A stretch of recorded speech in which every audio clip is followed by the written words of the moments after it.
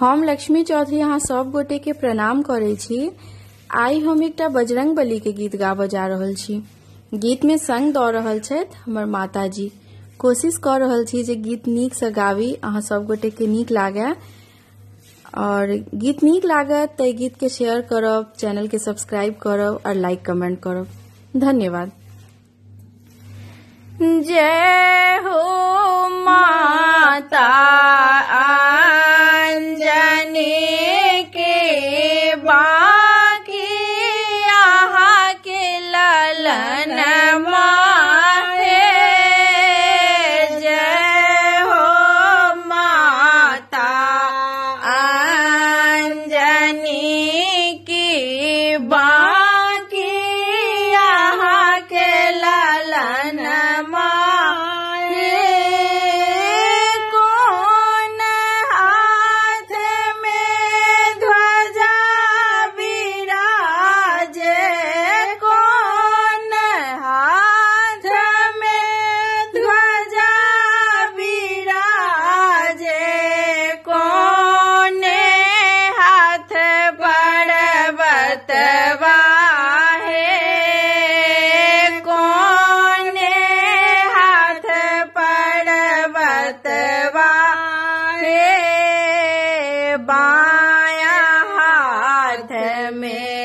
ध्वजा विराजे, दाहिने में पर्वत वाहे।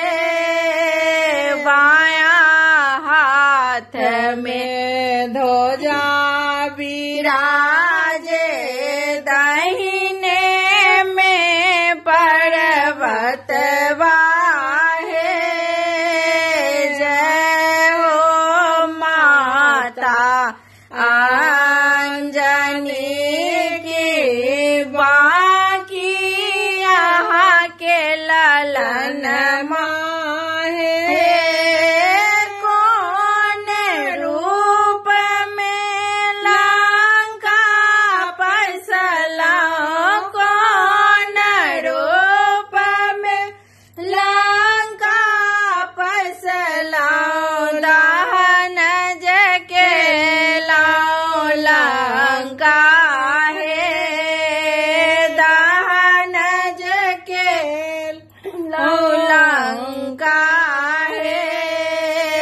माछी रूप में लंका फैसला, दहन जके लंका है। माछी रूप में लंका फैसला, दहन जके लंका है।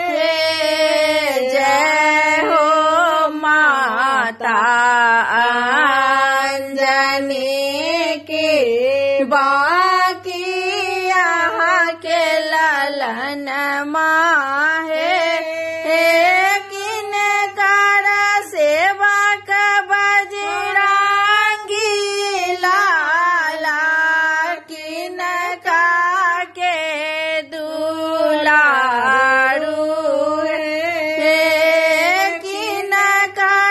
सेवक बजरंगी लाला, किनका के दुलारू है। राम सेवक बजरंगी लाला, सीता के दुलारू है। सेवक बजरंगी लाला, सीता के दुलारू है। जय हो माता